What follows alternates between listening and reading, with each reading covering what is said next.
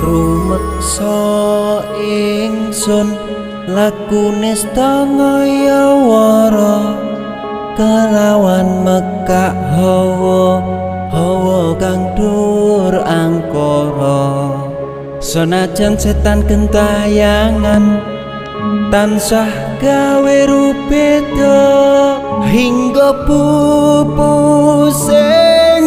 jaman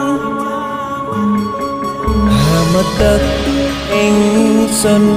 nyirep kene wisa murka